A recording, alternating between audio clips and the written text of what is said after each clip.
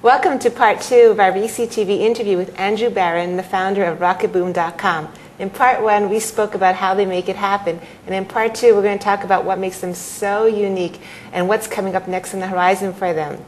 So, Andrew, what's your competitive advantage? What just makes you so special out there? Well, we try really hard.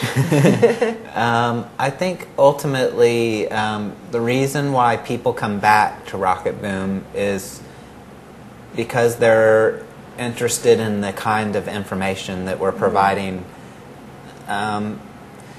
Just as there's different cultures, like there's the American culture, which we all relate to and want information about, or our local culture or international cultures, there's also the internet culture.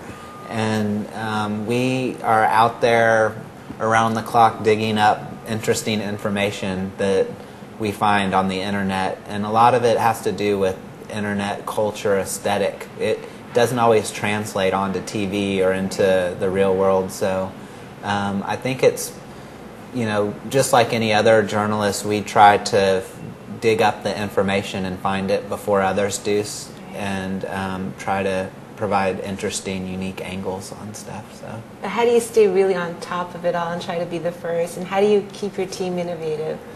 Well, by staying plugged in to that same culture and always looking through all of the news and trying to see what's going on and studying it, studying patterns and trends, and trying to understand why does a Britney Spears fan video become so popular, you know, and why does another video not become popular, and all that kind of thinking, and it really contributes a lot to the ultimately to the content.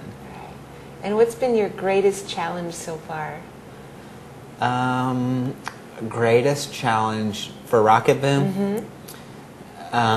Probably it has been remaining independent, but also participating with the mainstream industry, because we're kind of coming out of the basement a little bit, and we are often clashing with and collaborating with established industry that's sometimes really competitive and really... You're rocking the boat a little bit for them, yeah, right? it's a little disruptive, so it can be. And so that challenge of sort of trying to find the middle ground is probably our biggest area of thought. Very interesting. What's been the most rewarding moment for you? For me, it happens often. It's when it's the kind of a moment when somebody says, "Hey, I remember when I first saw Rocket Boom, and I thought I could do that, and then I went out and did something myself," and so that it inspired other people to come up with their own ideas of ways to go out and use the medium. And what would you say is next up on the horizon for you guys? For us, it's clearly it's creating more shows.